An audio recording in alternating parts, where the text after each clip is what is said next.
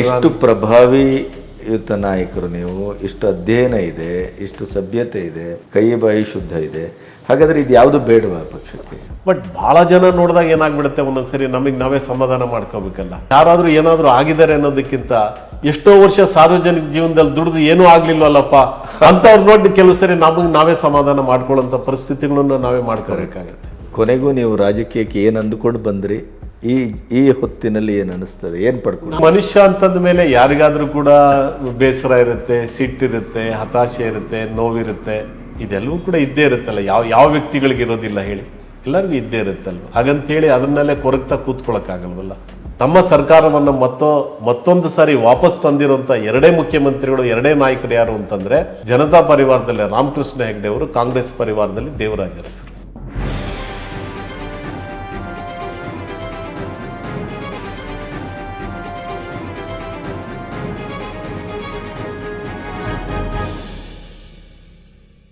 ನಮ್ಮ Jayaprakash Hegde by election ನಿಂತ್ಕೊಂಡ್ರು. ಸರ್ಕಾರ ಬಿಜೆಪಿದೇ ಇತ್ತು ಅಲ್ವಾ? ಬೈ ಎಲೆಕ್ಷನ್ ನಲ್ಲಿ ಯಾರು ಸದಾನಂದ ಗೌಡರು ಇವರೆಲ್ಲ ಅಭ್ಯರ್ಥಿಗಳಾಗಿದ್ದರು ಅಲ್ವಾ? ಜನರು ಅಲ್ಟಿಮೇಟ್ ಆಗಿ ಜಯಪ್ರಕಾಶ್ ಹೆಗಡೆನ ಗೆಲ್ಲಿಸೋದನ್ನು ಕೂಡ ಅವತ್ತಿನ ಬೈ ಎಲೆಕ್ಷನ್ ಅಲ್ಲಿ. ಅದರ ಪರಿಣಾಮ ಮತ್ತೆ ಅವ್ರು ಇನ್ನು ಒಂದ್ಸರಿ ಅವ್ರು ಮತ್ತೆ MP ಆಗ್ಲಿಕ್ಕೆ ಅನುಕೂಲ ಆಯ್ತು. ಅವರು ಹಾಗೇನೆ ಮುಂದುವರಿಬೇಕಾಗಿತ್ತು ಜಯಪ್ರಕಾಶ್ ಹೆಗ್ಡೆ ಅವರು. ಆದ್ರೆ ಮತ್ತೊಂದು ರಾಜಕೀಯದ ತಪ್ಪನ್ನು ಮಾಡಿದ್ರು. ಯಾವ ಕೌನ್ಸಿಲ್ಗೆ ಕಂಟೆಸ್ಟ್ ಮಾಡೋ ಅಗತ್ಯ ಇರಲಿಲ್ಲ, ಅಲ್ಲಿ ಮಾಡಿದ್ರು.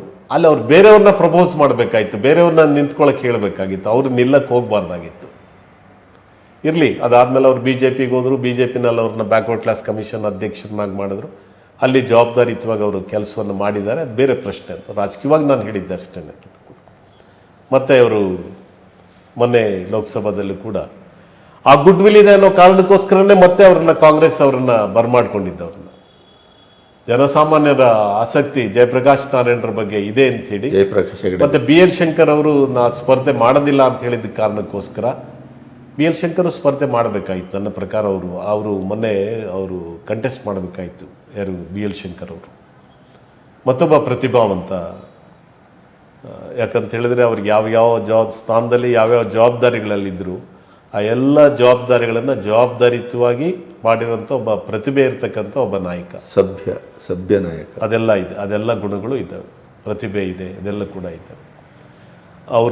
ಅವರು ಕೂಡ ಹಾಗೇನೆ ಏನಾಯಿತು, ಒಂದ್ಸರಿ ದಾಸರಳ್ಳಿಯಲ್ಲಿ ನಿಂತರು. ಅಲ್ಲಿ ಜನರು ಏಕಾಏಕಿ ಹೋಗಿ ದಾಸರಳ್ಳಿಯಲ್ಲಿ ನಿಂತರು. ಅಲ್ಲಿ ಅವಕಾಶ ಸಿಗಲಿಲ್ಲ. ಮತ್ತೆ ಅಲ್ಲೇ ಸ್ಪರ್ಧೆ ಮಾಡಬೇಕಾಗಿತ್ತು. ಅವ್ರು ಖಂಡಿತವಾಗಿ ಅವ್ರನ್ನ ಗೆಲ್ಲಿಸ್ತಾ ಇದ್ರು. ಮತ್ತೇನು ಮಾಡಿದ್ರು, ಚಿಕ್ಕಮಗಳೂರು ಹೊರಟೋದ್ರು. ಹೌದು, ಚಿಕ್ಕಮಗಳೂರಿನಲ್ಲಿ ಮತ್ತೆ ನಿಲ್ಲಕ್ಕೆ ಹೋಗಲಿಲ್ಲ. ನಿಲ್ಬೋದಾಗಿತ್ತು. ಅಂದರೆ ಅವ್ರಿಗೇನು ಅಂತಂದರೆ ಅವ್ರದ್ದೇ ಆದಂಥ ಕಾರಣಗಳು, ಆ ಪ್ರಮಾಣದಲ್ಲಿ ನಾನು ಸಂಪನ್ಮೂಲಗಳನ್ನು ಮೊಬಿಲೈಸ್ ಮಾಡುವಂಥದ್ದು ಮತ್ತೊಂದು ಈ ಥರದ ಅರ್ಥನೇ ಇಲ್ಲ ಈ ಥರದ ರಾಜಕಾರಣಕ್ಕೆ ಅಂಥೇಳಿ ಅವರು ಕೂಡ ಮಾಡಿದ್ರು. ಆದರೆ ಅವ್ರಿಗೂ ಕೂಡ ಚಿಕ್ಕ ವಯಸ್ಸಿನಲ್ಲೇ ಒಂದು ರಾಜಕೀಯ ಪಕ್ಷದ ಅಧ್ಯಕ್ಷರಾಗಿ, ಒಬ್ಬ ಕ್ಯಾಬಿನೆಟ್ ಸಚಿವರಾಗಿ, ಸಭಾಪತಿಗಳಾಗಿ, ಮತ್ತು 2 ವರ್ಷ ಲೋಕಸಭಾ ಸದಸ್ಯರಾಗಿ ಕೂಡ ಭಾಳ ಜವಾಬ್ದಾರಿಯುತವಾಗಿ ಕೆಲಸ ಮಾಡಿರ್ತಕ್ಕಂಥ ಒಬ್ಬ ನಾಯಕ BL ಶಂಕರ್ ಅವರು. ಆದರೆ ಕಳೆದ 20-25 ವರ್ಷಗಳಲ್ಲಿ ಅವರಿಗೆ ಸಿಗಬೇಕಾದಂಥ ಅವಕಾಶಗಳು ಕೂಡ ಸಿಗಲಿಲ್ಲ ಅನ್ನುವಂಥದ್ದು ಕೂಡ ಅದು ತಮಗೂ ಅನ್ವಯಿಸ್ತದಲ್ಲ. ಅದನ್ನೇ ಅದಕ್ಕಾಗಿಯೇ ಜನರು ಅದನ್ನೇ ನೀವು ಹೇಳಿದ್ರಲ್ಲ, ಚುನಾವಣೆಗೆ ಹೋದ ಕಡೆ ನಾವು ಯಾವುದೇ ಜಿಲ್ಲೆಗಳಿಗೆ ಪ್ರವಾಸ ಮಾಡಿದಂಥ ಒಂದು ಸಂದರ್ಭದಲ್ಲಿ, ಮತ್ತು ಯಾವುದಾದ್ರೂ ಒಂದು NGOs ಕರೆದಂಥ ಸಭೆಗಳಲ್ಲಿರ್ಬೋದು, ನಮ್ಮ ರಾಜಕೀಯ ಪಕ್ಷಗಳ ಸಭೆಗಳಲ್ಲಿ ಮಾಡಿದಂಥ ಒಂದು ಸಂದರ್ಭಗಳಲ್ಲಿ ಜನರು ನಮ್ಮನ್ನು ಕೇಳೋದೇ ಇದು. ಸುಮಾರು ಜನರ ಹೆಸರುಗಳನ್ನು ಹೇಳಿಬಿಟ್ಟು, ಸರ್ ನಿಮ್ಮಂಥವರೆಲ್ಲ ಅಲ್ಲಿ ಇರಬೇಕು ಸರ್, ಶಾಸನ ಸಭೆಗಳಿಗೆ ಹೋಗ್ಬೇಕು ಸರ್, ನೀವು ಹಿಂದೆ ಇಟ್ಟಾಗಬೇಡಿ ಸರ್, ಒತ್ತಡ ತನ್ನಿ ಸರ್, ನೀವು ಅವಕಾಶಗಳನ್ನು ಪಡ್ಕೊಳ್ಳಿ ಸರ್, ಇನ್ನೊಂದು ಅಷ್ಟು ವರ್ಷಗಳ ಕಾಲ ನೀವೆಲ್ಲ ಸಕ್ರಿಯವಾಗಿ ಇರಬೇಕು ಸರ್ ಅಂತ ಹೇಳ್ತಾರೆ. ಹಾಗಾಗಿ ಆ ಭಯ ಮತ್ತು ಭಕ್ತಿಯಿಂದನೇ ನಾವು ತಾಳಪ್ಪ ಸಮಾಜದಲ್ಲಿ ಜನರು ನಮ್ಮ ಮೇಲೆ ನಿರೀಕ್ಷೆ ಇಟ್ಕೊಂಡಿದ್ದಾರೆ, ಆ ನಿರೀಕ್ಷೆಗಳನ್ನು ನಾವು ಗಮನದಲ್ಲಿಟ್ಟೆ ನಾವು ಕೆಲಸವನ್ನು ಮಾಡಬೇಕು ಅಂಥೇಳಿ ನಾವು ಪ್ರಯತ್ನಗಳನ್ನು ಮಾಡ್ತಿರ್ತೇವೆ. ಆದರೆ ನಮ್ಮ ಮುಖಂಡಗಳು ಅದನ್ನು ಗಮನ ಹರಿಸಬೇಕು ಅನ್ನೋಂಥದ್ದು ಅಷ್ಟೇ ನಾವು ಹೇಳ್ಬೋದು. 2 ಸಂದರ್ಭಗಳಲ್ಲೂ 3 ಸಂದರ್ಭಗಳಲ್ಲೂ ನಾನು ಅವಕಾಶಗಳನ್ನು ಕೇಳಿದ್ದೆ. ವಿಧಾನಸಭೆಗೆ ಸ್ಪರ್ಧೆ ಮಾಡ್ತೇನೆ, ಜನರು ಸಹಾಯ ಮಾಡ್ತೀನಿ ಅಂತ ಹೇಳಿದ್ದಾರೆ, ವಾಲಂಟ್ರಿ ಆಗಿ ಸ್ಪಾನ್ಸರ್ ಮಾಡ್ತೀವಿ ಅಂತಲೂ ಕೂಡ ಹೇಳಿದ್ದಾರೆ ಅನೇಕ ಜನರು ಕೂಡ. ಸೊ ಇದನ್ನು ಗಮನದಲ್ಲಿಟ್ಟು ನೀವು ಅವಕಾಶಗಳನ್ನು ಮಾಡಿಕೊಟ್ರೆ ನಾನು ಸ್ಪರ್ಧೆ ಮಾಡಲಿಕ್ಕೆ ನಾನು ಮುಂದೆ ಬರ್ತೇನೆ ಅಂತ ಹೇಳಿದೆ. ಅದು ಯಾಕೋ ನಮ್ಮ ರಾಜಕೀಯ ಪಕ್ಷದ ಮುಖಂಡರುಗಳು ಸಂಬಂಧಪಟ್ಟವರು ಮನಸ್ಸು ಮಾಡಲಿಲ್ಲ ಅಂತ ಅಷ್ಟೇ ಹೇಳ್ಬೋದೆ. ಹಾಗಂತೇಳಿ ಬೇರೆ ಕಡೆನೂ ಕೂಡ ನನಗೆ ಆಹ್ವಾನ ಇರಲಿಲ್ಲ ಅಂತಲ್ಲ, ಬೇರೆ ಕಡೆನೂ ಇತ್ತು. ನಾನು ಜನತಾ ಪರಿವಾರದ ರಾಜಕಾರಣದಿಂದ ಕಾಂಗ್ರೆಸ್ಸಿಗೆ ಒಬ್ಬ ಶಾಸಕನಾಗಿ 96ರಲ್ಲಿ ಬಂದೆ. 77, 78ರಿಂದ ಜನತಾ ಪರಿವಾರದಿಂದ 94ರವರೆಗೂ ಜನತಾ ಪರಿವಾರದ ರಾಜಕಾರಣದಲ್ಲೇ ಇದ್ದೆ. ಆಮೇಲೆ ಕಾಂಗ್ರೆಸ್ಸಿನ ರಾಜಕಾರಣದಲ್ಲೇ ರಾಜಕಾರಣವನ್ನು ಮಾಡ್ಕೊಂಡು ಬರ್ತಿದ್ದೇನೆ. ಬೇರೆ ಪಕ್ಷಗಳವರು ನಮ್ಮನ್ನು ಕರೆದಿದ್ರು, ಇಲ್ಲ ಅಂತಲ್ಲ. ಸೊ ಪುನಃ ಆ ಥರ ನಿರ್ಧಾರಗಳನ್ನು ತಗೊಳ್ಳೋಂಥದ್ದು, ನಮ್ಮ ವಿಷಯಗಳನ್ನು ಎಲ್ಲಿ ನಾವು ದುಡಿಮೆ ಮಾಡಿರ್ತೇವೆ, ಎಲ್ಲಿ ನಾವು ವಿಷಯಗಳನ್ನು ಒಪ್ಕೊಂಡಿರ್ತೇವೆ, ಅಲ್ಲಿ ಹೊರತುಪಡಿಸಿ ಮತ್ತೊಂದು ಕಡೆ ಹೋಗಿ ಎಲ್ಲಿ ನಮ್ಮ ಶ್ರಮ ಇರೋದಿಲ್ಲ, ಎಲ್ಲಿ ನಮ್ಮ ಬೆವರು ಸುರಿಸಿರೋಲ್ಲ, ಅಲ್ಲಿ ಹೋಗಿ ನಮ್ಮ ಅವಕಾಶಗಳನ್ನು ಕೊಡಿ ಅಂತಂದರೆ ನಾವೇನು ದೊಡ್ಡ ಮಾಸ್ ಲೀಡರ್ಸ? ಹೌದೋ ಇಲ್ಲ? ಒಂದು ಆ ಥರ ಇಲ್ಲದೆ ಇರುವಾಗ ಆಮೇಲೆ ಅವ್ರ ವಿಷಯಗಳೇ ಬೇರೆ ಇರುತ್ತೆ, ನಮ್ಮ ವಿಚಾರಗಳೇ ಬೇರೆ ಇರುತ್ತೆ. ಅದ್ರ ಜೊತೆ ಹೊಂದಾಣಿಕೆ ಆಗದೆ ಇದ್ರೆ ಮತ್ತೆ ತಿಕ್ಕಾಟಗಳಿರ್ತವೆ. ಮತ್ತಿನ್ಯಾರ್ದೋ ಮನೆಯಿಂದ ಮನೆ ಮುಖಂಡಗಳ ಮನೆ ಅಲದಾಟ ಕೂಡ ಮಾಡಬೇಕಾದಂಥ ದುಸ್ಥಿತಿ ಬಂದ್ಬಿಟ್ರೆ ನಮ್ಮನ್ನು ನಾವೇ ಸಮಾಜದಲ್ಲಿ ನಗೆಪಾಟ್ಲಿಗೆ ಯಾವ ನಿರೀಕ್ಷೆಗಳನ್ನು ಜನರು ನಮ್ಮ ಬಗ್ಗೆ ಇಟ್ಕೊಂಡಿದ್ದಾರೆ, ಆ ನಿರೀಕ್ಷೆಗಳಿಗೆ ಎಲ್ಲೋ ಒಂದು ರೀತಿಯಲ್ಲಿ ನಾವು ಚ್ಯುತಿ ಮಾಡ್ದಂಗೆ ಆಗುತ್ತಲ್ಲ ಅನ್ನೋ ಒಂದೇ ಕಾರಣಕ್ಕೋಸ್ಕರ ಹಲವಾರು ಸರಿ ಸಿಟ್ಟು ಬಂದರು, ಹಲವಾರು ಸರಿ ಮನಸ್ಸಿಗೆ ಬೇಸರ ಆದರೂ ಕೂಡ ಹೇಗೋ ಹೋಗ್ತಾ ಇದ್ದೇವೆ. ಅದನ್ನು ಕೂಡ ನೀವು ಮೇಲ್ಮನೆಗೆ ಯಾಕೆ ನಿಮ್ಮನ್ನು ಆಯ್ಕೆ ಮಾಡ್ತಾ ಇಲ್ಲ? ಏನಾಗುತ್ತೆ ಅದನ್ನೇ ಹೇಳಿದ್ದ. ಯಾಕಂದರೆ ಇಷ್ಟು ಪ್ರಭಾವಿಯುತ ನಾಯಕರು ನೀವು, ಇಷ್ಟು ಅಧ್ಯಯನ ಇದೆ, ಇಷ್ಟು ಸಭ್ಯತೆ ಇದೆ, ಕೈ ಬಾಯಿ ಶುದ್ಧ ಇದೆ. ಹಾಗಾದರೆ ಇದು ಯಾವುದು ಬೇಡವಾ ಪಕ್ಷಕ್ಕೆ? ನನಗೆ ರಾಜಕಾರಣಕ್ಕೆ ವಿಧಾನ ಪರಿಷತ್ ಸಂದರ್ಭದಲ್ಲಿ ರಾಮಕೃಷ್ಣ ಹೆಗಡೆ ಅವರು ಒಂದು ಮಾತನ್ನು ಹೇಳಿದರು. ನೋಡಪ್ಪ, ನೀನು ಯುವರ್ ಯಂಗ್ ಬಾಯ್, ನನಗಾಗಿ 33-34 ವರ್ಷ, ತುಂಬ ದೂರ ಇನ್ನೂ ಭಾಳ ಕಾಲ ರಾಜಕಾರಣ ಮಾಡಬೇಕಾಗಿದೆ. ಜವಾಬ್ದಾರಿಯುತವಾಗಿ ನಿನಗೆ ಭವಿಷ್ಯ ಇದೆ, ಜವಾಬ್ದಾರಿಯುತವಾಗಿ ಸಾರ್ವಜನಿಕ ಜೀವನದಲ್ಲಿ ನಡವಳಿಕೆ ಇಟ್ಕೊಂಡು ನಿನ್ನ ಬಗ್ಗೆ ನಮಗೆ ವಿಶ್ವಾಸ ಇದೆ, ನೀನು ಮುಂದೆ ಬರೋ ಅರ್ಹತೆಗಳು ನಿನ್ನಲ್ಲಿ ಇದ್ದಾವೆ. ಬಟ್ ಜವಾಬ್ದಾರಿಯುತವಾದಂಥ ನಡವಳಿಕೆಗಳನ್ನು ನೀನು ಸಾರ್ವಜನಿಕ ಜೀವನದಲ್ಲಿ ಮಾಡ್ಕೊಂಡು ಹೋಗು ಅಂತೇಳಿ ನನಗೆ ಆಶೀರ್ವಾದ ಮಾಡಿದ್ರು. ಅದು ಸದಾಕಾಲ ನಮ್ಮನ್ನು ಎಚ್ಚರಿಸ್ತಾ ಇರುತ್ತೆ. ಎರಡನೇದು, ಯಾವುದೇ ಅಧಿಕಾರ ಇಲ್ಲದೇ ಇದ್ದರೂ ಕೂಡ ನನ್ನ ತಂದೆ ಭಾಳ ದೊಡ್ಡ ಗೌರವವನ್ನು ಸಮಾಜದಲ್ಲಿ ಸಂಪಾದನೆ ಮಾಡಿದಂಥವ್ರು. ಒಬ್ಬ ಶಾಸಕನಾಗಿ ಮಾಡ್ಬೋದಾದಂಥ ಎಲ್ಲ ಕೆಲಸವನ್ನು ಕೂಡ ನಮ್ಮೂರಲ್ಲಿ ಅವ್ರು ಮಾಡಿದ್ದಾರೆ. ಒಬ್ಬ ಶಾಸಕ, ಒಬ್ಬ ಲೋಕಸಭಾ ಸದಸ್ಯನಾಗಿ ಮಾಡಬಹುದಾದಂಥ ಎಲ್ಲ ಕೆಲಸವನ್ನು ಕೂಡ ಅವರು ಅಲ್ಲಿ ಮಾಡಿದ್ದಾರೆ.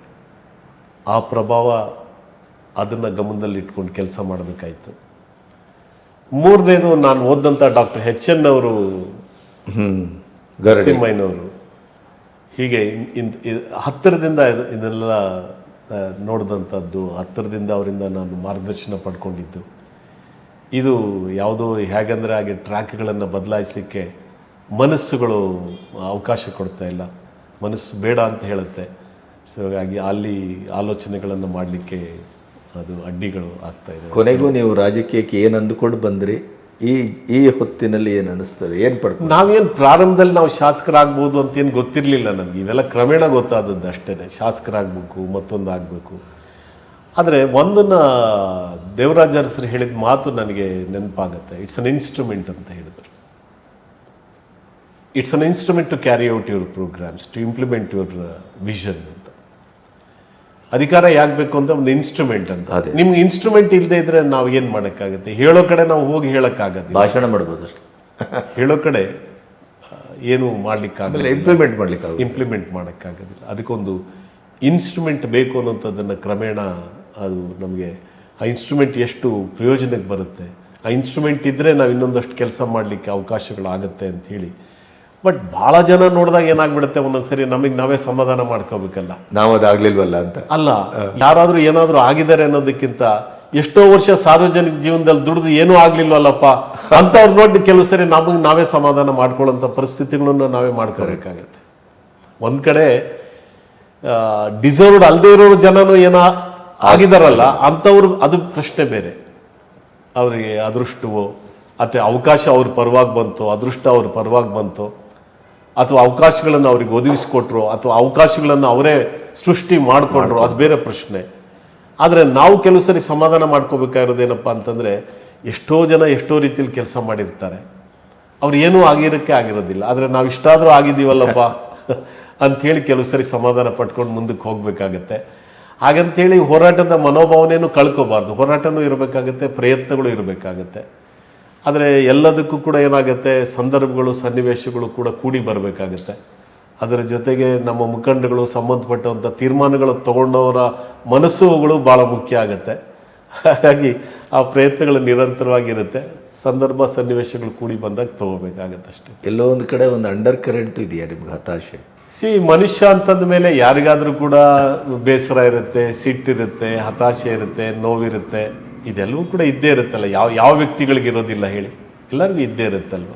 ಹಾಗಂತೇಳಿ ಅದನ್ನೆಲ್ಲೇ ಕೊರಗ್ತಾ ಕೂತ್ಕೊಳ್ಳೋಕ್ಕಾಗಲ್ವಲ್ಲ. ನಡಿಬೇಕಲ್ಲ, ಬದುಕು ನಡಿಬೇಕಲ್ಲ, ಬದುಕು ಮುಂದಕ್ಕೆ ಹೋಗ್ಬೇಕಲ್ಲ, ಅದನ್ನು ಬದುಕು ಸಾಗಬೇಕಲ್ಲ. ಈಗೇನು ಪಕ್ಷದ ಜವಾಬ್ದಾರಿ ಏನಿದೆ?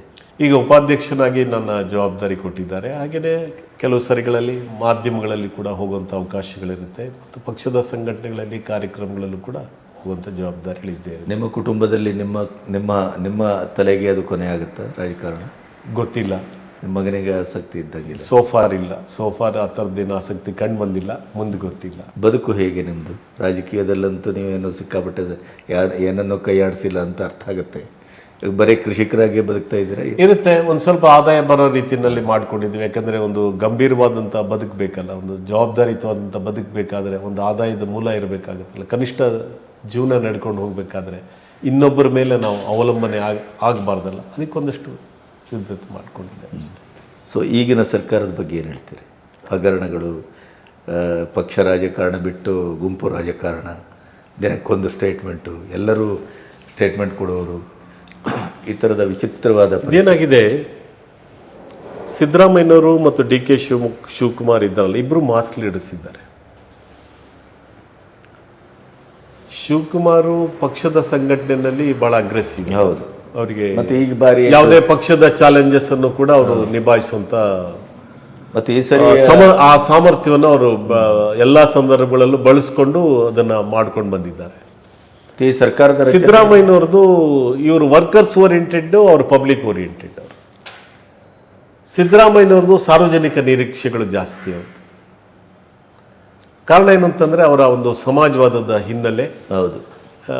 ಮತ್ತೆ ದೀರ್ಘಕಾಲ ಅವರು ಅಧಿಕಾರದಲ್ಲೂ ಇದ್ದಂಥವ್ರು. 83ರಿಂದ ನಿರಂತರವಾಗಿ ಅವರು ಶಾಸಕರಾಗಿ, ಮಂತ್ರಿಗಳಾಗಿ, ಡೆಪ್ಯೂಟಿ ಚೀಫ್ ಮಿನಿಸ್ಟರ್ ಆಗಿ, ಮುಖ್ಯಮಂತ್ರಿಗಳಾಗಿ ಈಗ 16ನೇ ಸಂದರ್ಭದಲ್ಲಿ ಅವರು ಬಜೆಟನ್ನು ಪ್ರೆಸೆಂಟ್ ಮಾಡ್ತಾ ಇರ್ತಕ್ಕಂಥ ಒಂದು ಸಂದರ್ಭದಲ್ಲಿ ನಾವಿದ್ದೇವೆ. ಇದನ್ನು ಕೂಡ 2023ರಲ್ಲಿ ಅದೊಂದು ಭಾಳ ಒಳ್ಳೆ ಕಾಂಬಿನೇಷನ್. ಅದು BJP ಸರ್ಕಾರದ ವೈಫಲ್ಯಗಳ ವಿರುದ್ಧ ಹೋರಾಟ ಮಾಡಲಿಕ್ಕೆ ಭಾಳ ಒಳ್ಳೆ ಕಾಂಬಿನೇಷನ್. ಮಲ್ಲಿಕಾರ್ಜುನ್ ಖರ್ಗೆ ಅವರು, ಸಿದ್ದರಾಮಯ್ಯನವರು, ಶಿವಕುಮಾರ್ ಅವರು ಮತ್ತು ರಾಹುಲ್ ಗಾಂಧಿಯವರು ಮಾಡಿದಂಥ ಒಂದು ಭಾರತ ಜೋಡೋ ಪ್ರಯತ್ನ ಇತ್ತಲ್ಲ, ಕನ್ಯಾಕುಮಾರಿಯಿಂದ ಕಾಶ್ಮೀರವರೆಗೂ ಕೂಡ ಅವರು ಕೂಡ ಅದು ಕೂಡ ಅವ್ರಿಗೂ ಕೂಡ ಅನೇಕ ವಿಚಾರಗಳನ್ನು ತಿಳ್ಕೊಳ್ಳೋಕ್ಕೆ ಅದೊಂದು ಎಜುಕೇಷನಲ್ ಟೂರ್ ಆಯಿತು. ಅವರು ಪೊಲಿಟಿಕಲ್ ಇದಾಗೋದ್ರ ಜೊತೆಗೆ ಇಡೀ ದೇಶದ ಜನರ ಗಮನವನ್ನು ಸೆಳೆಯೋದ್ರ ಜೊತೆಗೆ ಒಬ್ಬ ಜವಾಬ್ದಾರಿಯುತವಾದಂಥ ನಾಯಕ, ಜವಾಬ್ದಾರಿಯುತವಾದಂಥ ಸ್ಥಾನಗಳನ್ನು ಮುಂದೆ ತೆಗೆದುಕೊಳ್ಬೇಕಾದ್ರೆ ಜನಸಾಮಾನ್ಯರ ವಿವಿಧ ಕ್ಷೇತ್ರಗಳ ಜೊತೆಗೆ ಅವರು ಇಂಟ್ರ್ಯಾಕ್ಟ್ ಮಾಡಿದ್ರಲ್ಲ, ಅದು ಚೆನ್ನಾಗಾಯ್ತದು. ಭಾರತ ಜೋಡೋ ಸಂದರ್ಭದಲ್ಲಿ ಅವರು ಏನು ಕನ್ಯಾಕುಮಾರಿಯಿಂದ ಮಾಡಿದಂಥ ಪ್ರಯತ್ನಗಳು, ಕರ್ನಾಟಕದ ಚುನಾವಣೆಗೂ ಕೂಡ ಇವೆಲ್ಲ ಕೂಡ ಒಟ್ಟು ಒಂದು ಭಾರತೀಯ ಜನತಾ ಪಕ್ಷದ ಆಡಳಿತದ ಬಗ್ಗೆ ಜನರಿಗೆ ಬೇಸರ ಆಗಿತ್ತು. ಅದನ್ನು ತುಂಬ ಬೇಸರ ಏನಾಗಿತ್ತು ಅಂದರೆ ಜನರು ಆವಾಗಲೇ ನಿರ್ಧಾರ ತೊಗೊಂಡ್ರು, ಇವ್ರನ್ನ ಆಯ್ತಪ್ಪ, ಇವ್ರನ್ನ ಬದಲಾವಣೆ ಮಾಡೋಣ ಸಾಕು ಅಂಥೇಳಿ. ಕರ್ನಾಟಕದಲ್ಲೂ ಇದಾಗಿದ್ದಾವೆ. ಇದು 1985ರಿಂದ ಒಂದು ಸರ್ಕಾರ ಬಂದಮೇಲೆ ಮತ್ತೆ ಆ ಸರ್ಕಾರವನ್ನು ಎಲೆಕ್ಟೇ ಮಾಡಲಿಲ್ಲ. ಎರಡೇ ಮುಖ್ಯಮಂತ್ರಿಗಳಿಗೆ ಅದು ಸಾಧ್ಯ ಆಗಿದ್ದು. ತಮ್ಮ ಸರ್ಕಾರವನ್ನು ಮತ್ತೊಂದು ಸಾರಿ ವಾಪಸ್ ತಂದಿರುವಂಥ ಎರಡೇ ಮುಖ್ಯಮಂತ್ರಿಗಳು, ಎರಡೇ ನಾಯಕರು ಯಾರು ಅಂತಂದರೆ ಜನತಾ ಪರಿವಾರದಲ್ಲಿ ರಾಮಕೃಷ್ಣ ಹೆಗಡೆ ಅವರು, ಕಾಂಗ್ರೆಸ್ ಪರಿವಾರದಲ್ಲಿ ದೇವರಾಜ ಅರಸರು. 83ರಿಂದ 85ರವರೆಗೆ ಮುಖ್ಯಮಂತ್ರಿ ಆಗಿದ್ದಂಥ ರಾಮಕೃಷ್ಣ ಹೆಗಡೆ ಅವರು ಮತ್ತೆ ತಮ್ಮ ಸರ್ಕಾರವನ್ನು ವಾಪಸ್ ತಗೊಂಡು ಬರ್ತಾರೆ. 72ರಿಂದ 78ರವರೆಗೆ ಮುಖ್ಯಮಂತ್ರಿ ಆಗಿದ್ದಂಥ ದೇವರಾಜ ಅರಸರು 78ರಲ್ಲಿ ಮತ್ತೆ ತಮ್ಮ ಸರ್ಕಾರವನ್ನು ವಾಪಸ್ ತಗೊಂಡು ಬರ್ತಾರೆ. ಮತ್ತು 85ರಿಂದ ಇವತ್ತಿನವರೆಗೆ ಯಾವ ಮುಖ್ಯಮಂತ್ರಿ ತಮ್ಮ ಸರ್ಕಾರವನ್ನು ನಡೆಸಿದ್ರು ಆ ಸರ್ಕಾರವನ್ನು ಮತ್ತು ಜನರ ಆಶೀರ್ವಾದನ ಪಡ್ಕೊಳ್ಳೋಕ್ಕೆ ಇವತ್ತಿವರೆಗೂ ಸಾಧ್ಯ ಆಗಲಿಲ್ಲ. ಅದನ್ನು ಕೂಡ ಸೊ ಅದೊಂದು ಕಾರಣ ಇರ್ಬೋದು. ಮತ್ತು ಅವರ ಆಡಳಿತದ ವೈಫಲ್ಯಗಳು ಇರ್ಬೋದು. ಮತ್ತು ಆ ಸೋಷಿಯಲ್ ಎಂಜಿನಿಯರಿಂಗ್ ಸರಿ ಹೋಗಿರಲಿಲ್ಲ ಸರ್ಕಾರದ ವ್ಯವಸ್ಥೆನಲ್ಲೂ ಕೂಡ BJPನಲ್ಲಿ.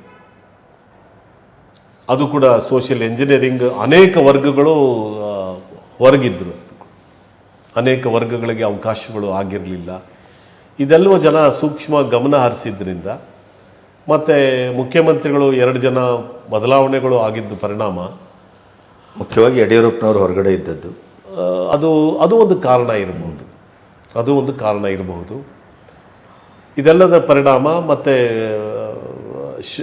ಸಿದ್ದರಾಮಯ್ಯನವರು ಸದನದ ಒಳಗೆ ಮತ್ತು ಸದನದ ಹೊರಗೆ ಜನಸಮೂಹದ ನಾಯಕನಾಗಿ ಇದ್ದಂಥದ್ದು, ಮತ್ತು ಹಿಂದೆ ಮುಖ್ಯಮಂತ್ರಿಗಳಾಗಿ ಜನರ ಗಮನ ಸೆಳೆಯುವಂಥ ರೀತಿಯಲ್ಲಿ ಅವರು ಕೆಲಸ ಮಾಡಿದ್ದು, ಮತ್ತು ಶಿವಕುಮಾರ್ ಎಲ್ಲ ಚಾಲೆಂಜಸನ್ನು ಕೂಡ ಪಕ್ಷದ ವತಿಯಿಂದ ಭಾಳ ದಿಟ್ಟವಾಗಿ ಅದನ್ನು ಅವರು ಫೇಸ್ ಮಾಡಿ ಅದಕ್ಕೆ ಆರ್ಗನೈಸ್ ಮಾಡಿದಂಥದ್ದು.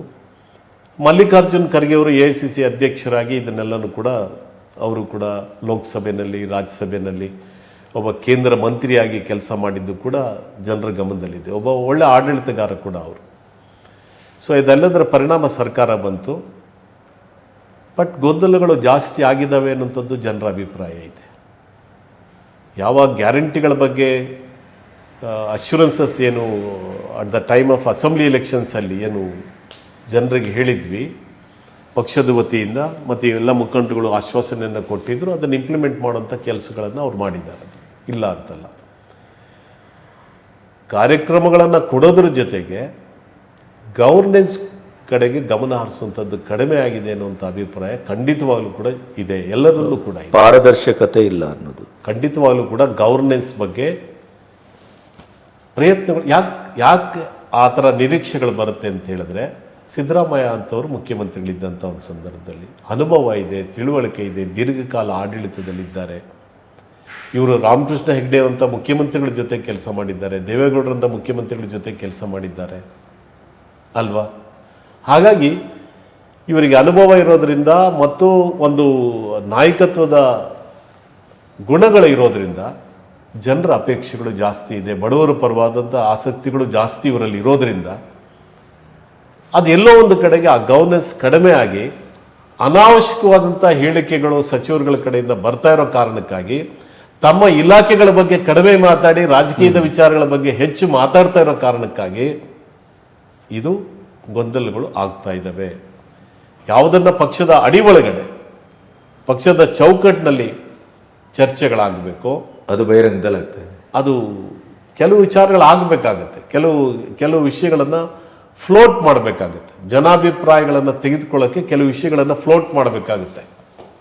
ಅದು ಕೆಲವು ವಿಷಯಗಳ ಬಗ್ಗೆ, ಕೆಲವು ಸುಧಾರಣೆಗಳು ಬದಲಾವಣೆಗಳು ತರೋದ್ರ ಬಗ್ಗೆ ಫ್ಲೋಟ್ ಮಾಡಬೇಕು. ಜನಾಭಿಪ್ರಾಯಗಳನ್ನು ತಿಳ್ಕೊಳ್ಳೋಕ್ಕೆ ಮಾಧ್ಯಮದ ಅಭಿಪ್ರಾಯನೋ, ಜನಗಳ ಅಭಿಪ್ರಾಯನೋ, ವಿರೋಧ ಪಕ್ಷದ ಅಭಿಪ್ರಾಯಗಳೇನು, ಇದನ್ನು ತಿಳ್ಕೊಳ್ಳೋಕ್ಕೆ ಕೆಲವು ಸರಿ ಫ್ಲೋಟ್ ಮಾಡಬೇಕಾಗುತ್ತೆ.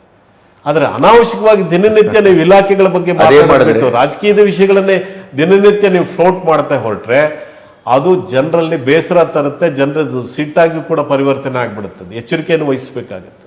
ಎಲ್ಲ ಅನುಭವಸ್ಥ ಮುಖಂಡಗಳಿದ್ದಾರೆ ಇವತ್ತಿನ ಸರ್ಕಾರದಲ್ಲಿ.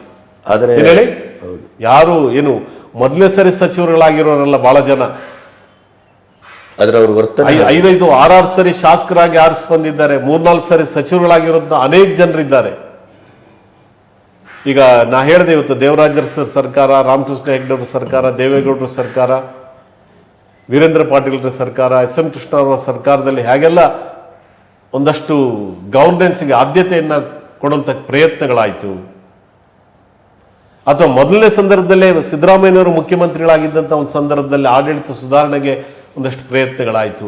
ಅದು ಈ ಸಂದರ್ಭದಲ್ಲಿ ಯಾಕೆ ಆಗ್ತಾ ಇಲ್ಲ ಅನ್ನೋದು ಪ್ರಶ್ನೆಗಳಿದ್ದಾವೆ ಇವತ್ತು.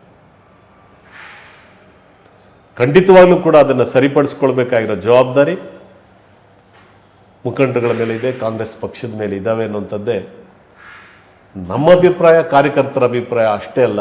ಕಾರ್ಯಕರ್ತರು ಅಂತ ಮತ್ತೆ ನಾನೇ ತಪ್ಪಾಗಿ ಹೇಳ್ತಾ ಇದ್ದೇನೆ. ನಮ್ಮ ಎಲ್ಲ ಸಹೋದ್ಯೋಗಿಗಳ ಅಭಿಪ್ರಾಯನೂ ಇದೆ, ಪದಾಧಿಕಾರಿಗಳ ಅಭಿಪ್ರಾಯಗಳು ಇದ್ದಾವೆ, ಜನಸಾಮಾನ್ಯರ ಅಭಿಪ್ರಾಯಗಳು ಕೂಡ ಇದ್ದಾವೆ ಅನ್ನುವಂಥದ್ದನ್ನು ಅಷ್ಟೇ ನಾನು ಅವ್ರಿಗೆ ತಲುಪಿಸ್ಬೋದು. ಆ ತಲುಪಿಸುವಂಥ ಪ್ರಯತ್ನಗಳನ್ನು ನಾವು ಈಗಾಗಲೇ ಮಾಡಿದ್ದೇವೆ.